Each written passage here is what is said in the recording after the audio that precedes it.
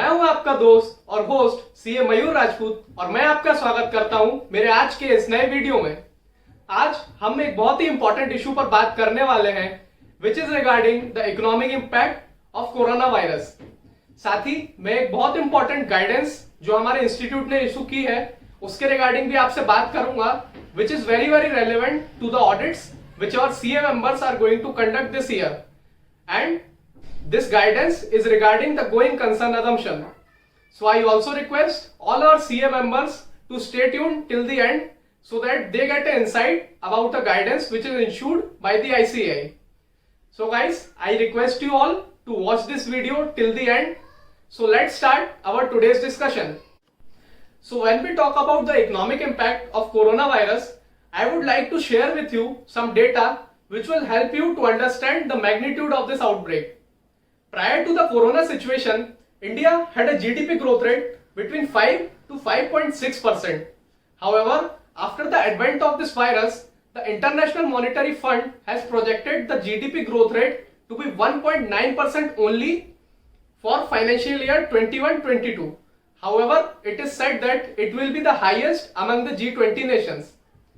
One more important concern which came during this situation is the concern of unemployment. The unemployment rate raised from 6.7% to 26% between 15th of March to 19th of April. And according to a survey conducted, 45% of the households in India have reported an income drop as compared to the previous year. Now, you would be eager to know the estimate of economic loss. It is expected that Indian economy lost 32,000 crore rupees per day during the first 21 days of lockdown, which amounts to 6,72,000 crores for the first 21 days only. This figure is given by one of the RBI approved credit rating agencies. The impact of this virus can also be understood by its impact on the finance capital of India, which is Mumbai, which contributes to 6% of the GDP of India. Nearly 70% of the units in Mumbai are service sector oriented. The analysts suggest that even if half of the units have been shut down, there would be a loss of 16,000 crores per month. Now let us talk about some sectors which have been impacted by the outbreak of this virus. One such sector which has been severely impacted is the tourism industry. It is estimated that for the month of March and April only, there is a loss of 15,000 crores to the tourism industry. For suppose if we book a tourism package, there are various stakeholders to that package, like the tour operator, hotels, restaurants, the car drivers agency, and the places which we visit there, we do shopping. So all these people will be impacted, as for some period of time, now the people will hesitate to visit to new places. One more industry which has been hugely impacted is the airline industry, and some of the airlines have had laid off their employees as well. Also, other modes of public transport like railways and private bus operators will also report a downfall in their revenue this year. Supply chains have been severely disrupted, and it is one of the most important issue which is to be addressed as to how to restore these supply chains to normal operation. Also, an issue came in front of the young startup because due to the liquidity crunch, their funding has fallen. Now let us talk about the agriculture sector. Tea states in Darjeeling were not able to harvest their first flush due to logistics problems. It is expected that the Darjeeling-based tea industry will record a significant downfall in their revenues this year, as a result of which there will be an 8% downfall in the tea exports this year. Now let us talk about the big e-commerce giants like Amazon, Flipkart and Walmart.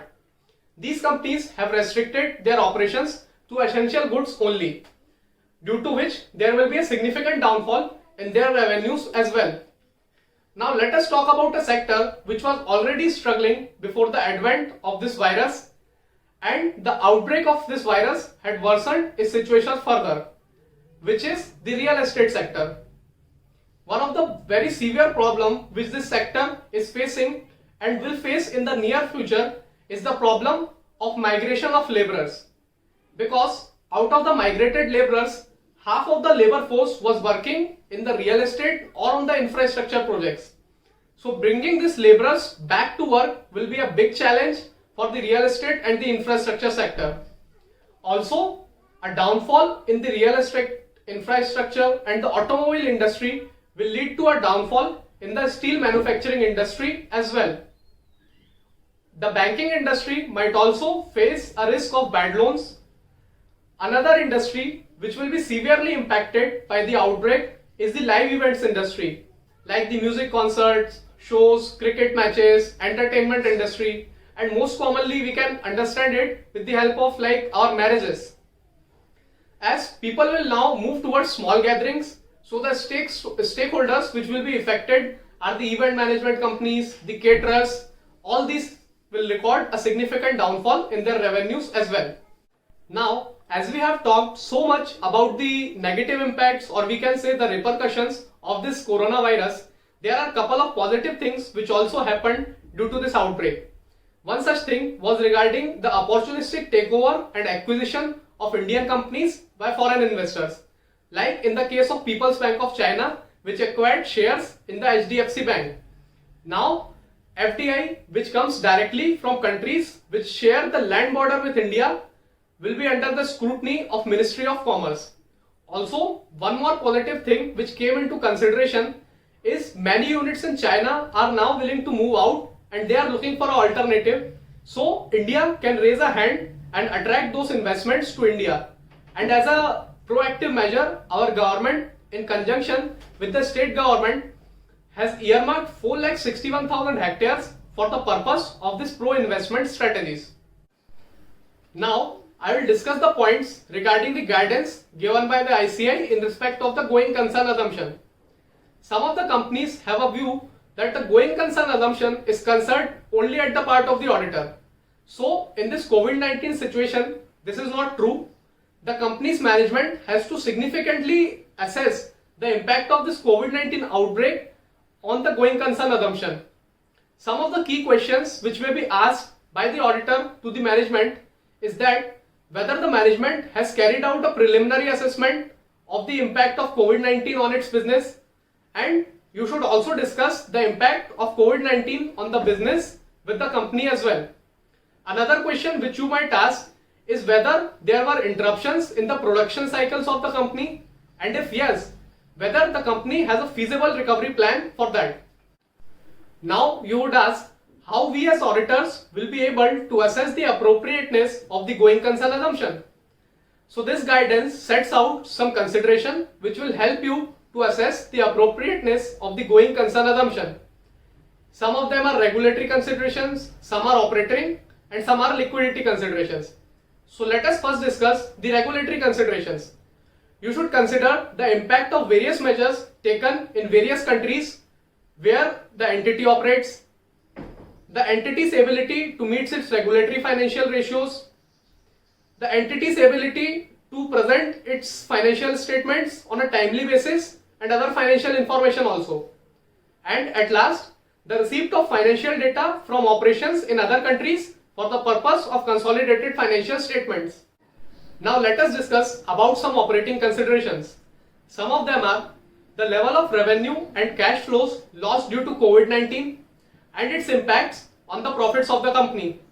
Second, whether there is a significant deterioration in the value of current assets, specifically inventory, and whether there is a need to write down the inventory to net realizable value. Third, customers finding new sources of supply during COVID-19 and not returning back to the company.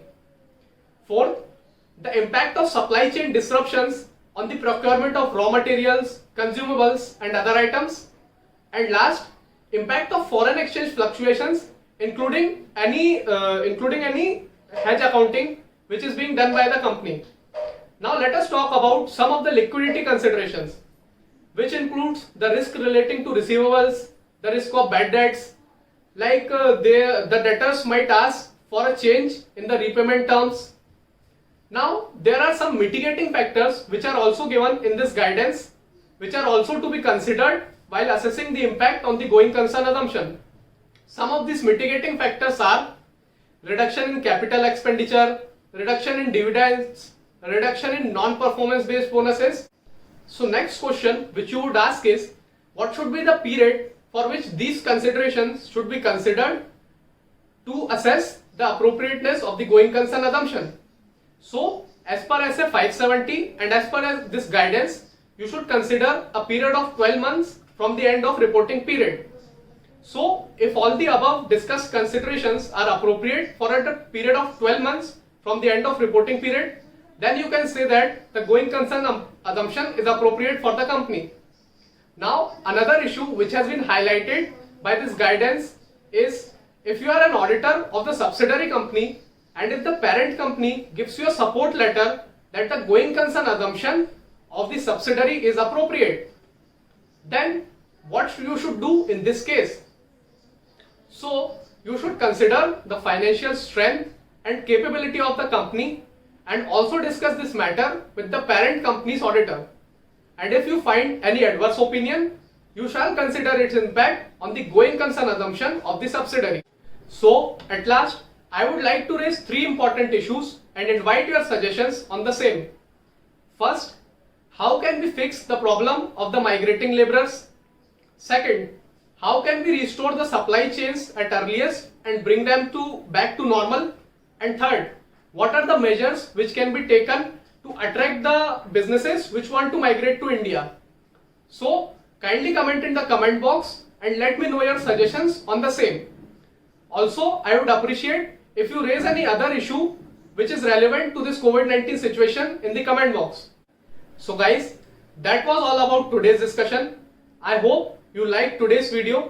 अगर आपको आज का ये video पसंद आया तो give it a thumbs up और comment box में मुझे कमेंट करके बताएं आपको आज का ये वीडियो कैसा लगा. Also, don't forget to watch my previous videos on Accounting Standard 29 and Ind AS 16 PPE. And also, don't forget to follow me on all my social links to stay updated regarding my video content. And at last, don't forget to like, share and subscribe to my channel. Thank you for watching this video.